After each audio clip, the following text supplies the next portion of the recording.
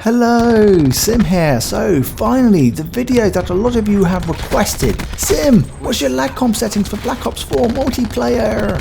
I'm going to share them with you here, and it's been tested in solo and party games on both the Xbox One and PS4, and you will see gameplay from both consoles in the background footage. So if you're new here and want to keep informed about NETDUMA and like to see easy to understand NETDUMA tutorials, consider hitting that subscribe button. Unless you've been living under a rock, then you would have heard about the whole 60Hz versus 20Hz for servers. You know, the beta versus the launch. Although this week it has been increased to 30Hz. So I'd done some initial experimentation with lag comp settings, and when I heard about the whole 20Hz thing, it aligned with my initial findings. Yes, that means World War II settings don't totally apply at this point in time, and hence the video's got a little thumbnail on it to do with the 20 to 30Hz, because hoping we're going to get 60Hz in the near future.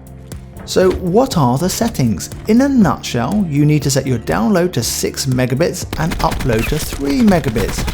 If either of these two values are less than those, then the matchmaking will take longer and you will 95% of the time not be on a dedicated server. You will be thrown to a peer, i.e. another gamer will be the host and you won't be having so much fun.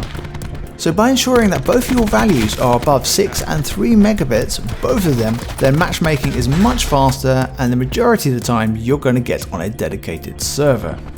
Now this behavior was witnessed on both the Xbox and the PlayStation. Now on the R1 Duma OS, anti-buffer blow is fairly easy to dial in those settings as it tells you what your expected bandwidth will be. However, treat these values as guides. Go and confirm by running speedtest.net that you actually get bandwidths of 6 and 3 megabits respectively for download and upload. I stress speedtest.net because DSLreports.com will not give you your true, accurate bandwidth values.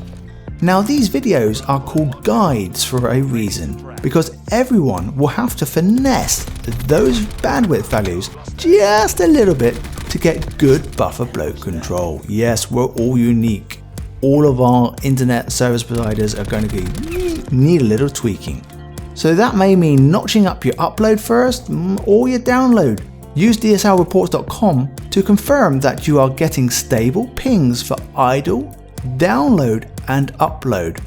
You ideally want to minimize those red error bars which indicate additional variance in your latency, which is what you do not want. So you don't want big red bars, you want very small ones like I've got.